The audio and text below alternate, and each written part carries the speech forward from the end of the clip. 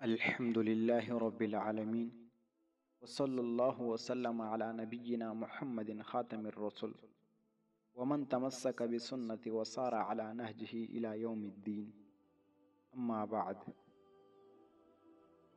آج کا موضوع شادی کے بعد پہلی رات یعنی سہاگ رات منانے کا اسلامی طریقہ کیا ہے۔ دوستوں، آج کے اس ویڈیو کے ذریعے سے ہم آپ کو پورے ڈیٹیل کے ساتھ ایک ایک بات بتائیں گے کہ آپ کو شادی کے بعد پہلی رات یعنی سہاگ رات کیسے منانی ہے، کون کون سے کام آپ کو کرنی ہیں اور کون کون سے کام آپ کو نہیں کرنی ہیں۔ تو اس ویڈیو کو آپ چھوڑ کر کہیں بھی نہ جائیں، اچھی اور پوری طرح ویڈیو کو دیکھیں تاکہ آپ کچھ سمجھ لیں۔ دوستوں، شادی کرنا سنت ہے اور اسلام کا ایک خاص حصہ ہے۔ اگر کوئی شخص بنا کسی جائز وجہ سے شادی نہیں کرتا یا شادی کرنے میں دیری کرتا ہے تو یہ اسلام کے خلاف ہے۔ اس لیے ہر انسان کو شادی کرنا چاہیے۔ جن لوگوں کی شادی ہونے والی ہوتی ہیں ان میں سے بہت سارے لوگوں کے دماغ میں کچھ سوالات ہوتے ہیں کہ اسلام کے حساب سے شادی کے بعد پہلی رات یعنی سہاگ رات میں کیا کرنا چاہیے، اس کو منانے کا اسلامی طریقہ کیا ہے۔ اب یہاں پہلی رات کی کچھ باتیں کریں گے، لیکن آپ سے گزارش ہے کہ آپ ان باتوں کو صرف اسلامی نیت سے ہی سنیں، دل میں کوئی گندگی نہ رکھیں۔ ہمارا مقصد صرف ان لوگوں کو اسلامی طریقہ بتانا ہے جن لوگوں کو اس میں معلومات کم ہے۔ تو چلیے شروع کرتے ہیں۔ شادی کے بعد جب لڑکا روم میں داخل ہو تو سب سے پہلے اپنی بیوی کو سلام کرے، اس کے بعد خیریت معلوم کرے اور اپنی دلہن سے تھوڑی سی فور پلے کرے، اور تھوڑی سی فور پلے کے بعد اس کے ماتھے کے تھوڑے سے بال اپنی سیدھے ہاتھ سے پکڑ کر یہ دعا پڑھے: اللہم انی اسألک خیرہا وخیر ما جبلتہا علیہ واعوذ بک من شرہا وشر ما جبلتہا علیہ۔ اے اللہ، میں تجھ سے اس کی بلائی اور اس کے اخلاق اور اس کے عادات کی بلائی کا سوال کرتا ہوں، اور اس کے اخلاق و عادات کی شر سے تیری پناہ چاہتا ہوں۔ یہاں پہ رک کر میں آپ کو اپنے نبی کا ایک فرمان سناؤں۔ حضور صلی اللہ علیہ وسلم نے فرمایا، جب کوئی شخص نکاح کرے اور پہلی رات اپنی بیوی کے پاس جائے تو نرمی کے ساتھ اپنی بیوی کے پیشانی کے تھوڑا سا بال اپنی سیدھے ہاتھ سے پکڑ کر یہ دعا پڑھے، وہ دعا جو میں نے بتائی۔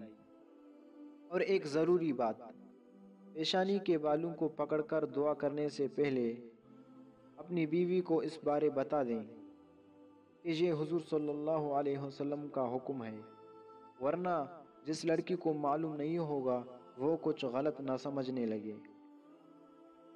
اس لیے میں عورتوں سے گزارش کرتا ہوں کہ وہ ان باتوں پہ غور کریں اور اپنی نبی کے اس فرمان کو سمجھ لیں۔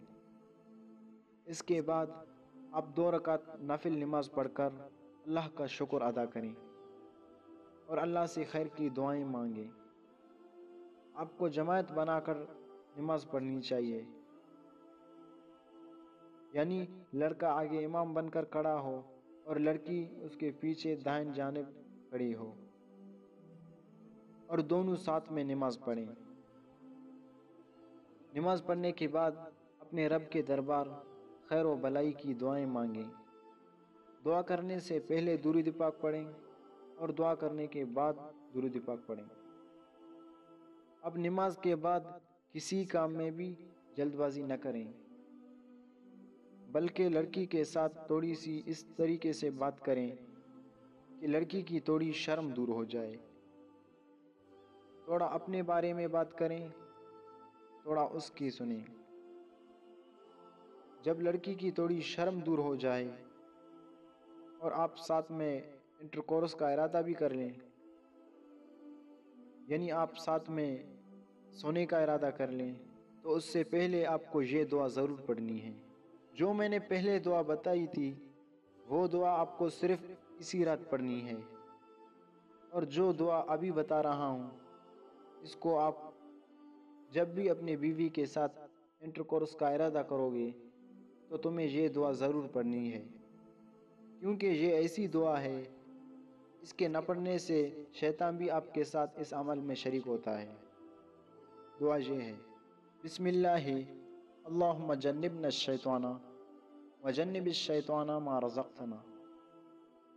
اللہ کے نام سے، یا اللہ ہم کو شیطان سے دور رکھ، اور شیطان کو اس چیز یعنی اولاد سے دور رکھ جو آپ ہمیں عطا فرمائیں۔